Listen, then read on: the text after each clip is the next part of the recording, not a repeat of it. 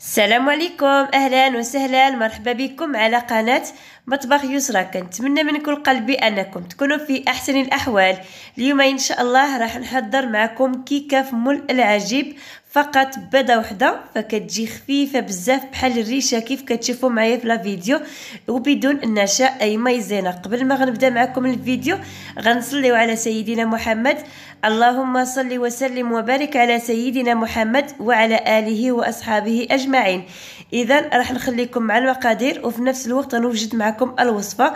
فبسم الله على بركة الله. في إناء كنحتاج بيضة كاملة، كتكون كبيرة. بالنسبة لي أنا وريت لكم البيض كان صغير بزاف، فلذلك غنستعمل 2 بيضات، ولكن إلا كان عندكم البيض كبير غديروا غير بيضة وحدة كاملة. اما بالنسبه لهذا البيض راه صغير بزاف كيف ما شفتوا معايا، مع قبصه ديال الملحه، كيس ديال الفاني، 3 معالق كبار ديال السكر سنيده. انا غادي نطربهم واحد شويه، من بعد غادي نزيد باقي المكونات. بغيتوا انكم تستعملوا الطراب الكهرباء فممكن، او الخلاط. انا غادي نكتفي فقط بالطراب اليدوي. هنايا من بعد ما خلطتهم واحد شويه كنزيد علبه ديال الياغورت بالنكهه ديال الموز اي ديال البنان. الا كان عندكم ديال الكوك حتى هو الا درتوه غادي يجيكم لذيذ بزاف في هذا الكيك.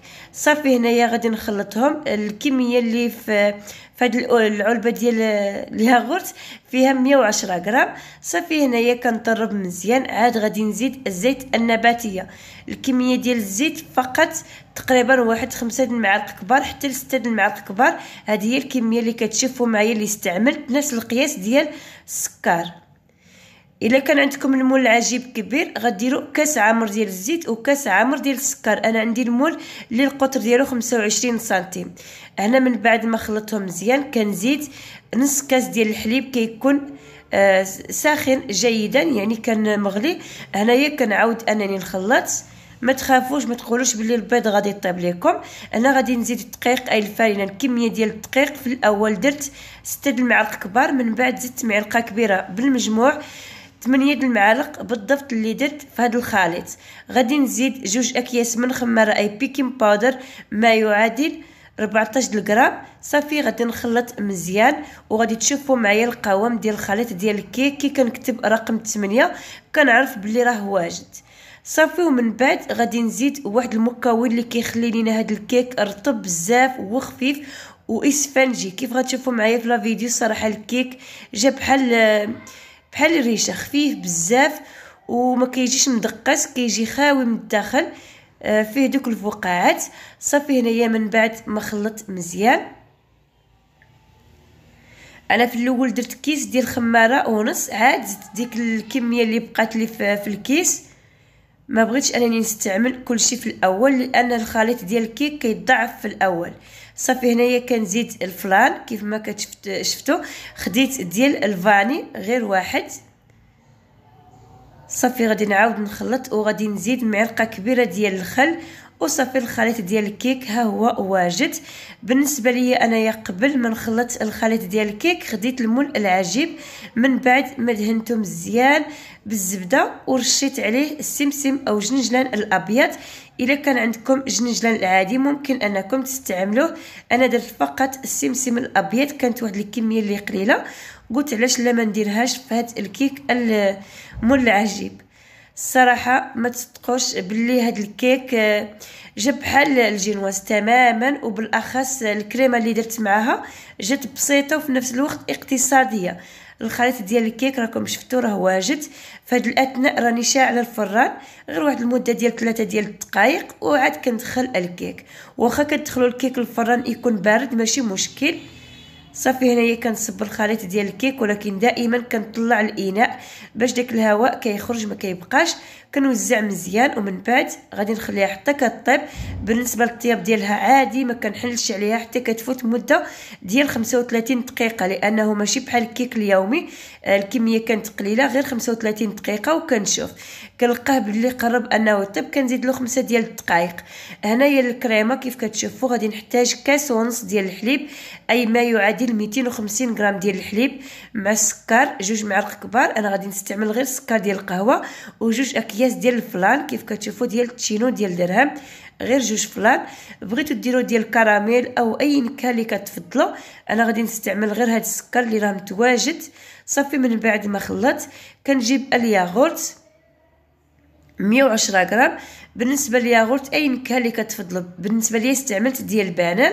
صافي غادي نحرك مزيان وغادي نحط الكاسرونه على النار اللي تكون متوسطه حتى كيغلي داك الخليط مزيان.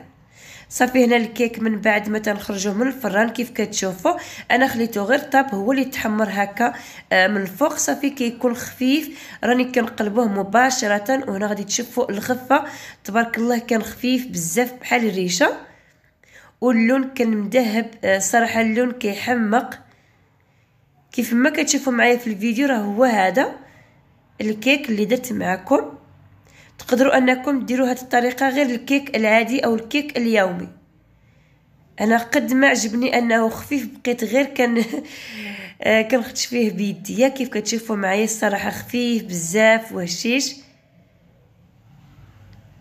صافي هنايا بالنسبه للكريمه كانت واجده غادي نصبها مباشره، واخا الكيك كان دافي واحد شويه ولكن ماشي مشكل. انا كنضيف هذه الطبقه ديال الكريمه او هذا الخليط ديال الفلان، راه كتماسك ما كتبقاش هكا.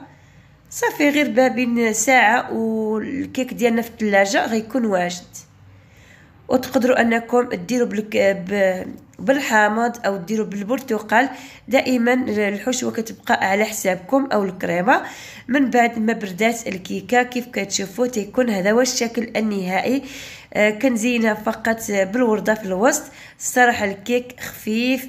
الفيديو كامل بقيت غير كنقول خفيف خفيف. صراحه راه كيستحق التجربه. غادي نخليه حتى غادي يبرد عاد غادي نقسم باش تشوفوا الشكل ديالو من الداخل. الصراحه الطبقه ديال الكريمه كتماسك كتبقى شاده في راسها. ها هي من بعد ما قطعت معكم الكيك شوفوا معايا كي جا من الداخل كله متقب كيجي مهوي بحال المهم بحال شي حاجه بحال الخبز تماما كيف كتشوفوا. الصراحه اسفنجي. نتمنى من كل قلبي هذا الاقتراح انه ينال الاعجاب ديالكم وتجربوها ان شاء الله. فغادي نخليكم مع بعض صور من وصفاتي اللي نزلتهم في القناه اللي صراحه كلهم كيستحقوا التجربه وفي نفس الوقت بساطين وجد اقتصاديين وفي متناول الجميع. فكنتمنى من كل قلبي هاد الوصفات كلهم انهم ينالوا الاعجاب ديالكم اللي كنشارك معكم. فكنشكركم دائما على تشجيعاتكم وعلى المتابعه ديالكم. فكنتمنى انكم تخليوا لي بعض التعاليق اللي كتفرحني وكتشجعني لانني كنحس بكم راكم بحال العائله ديالي تماما. فغنخليكم مع فيديو جديد ووصفه جديده. دمتم في امان الله وحفظه والى اللقاء.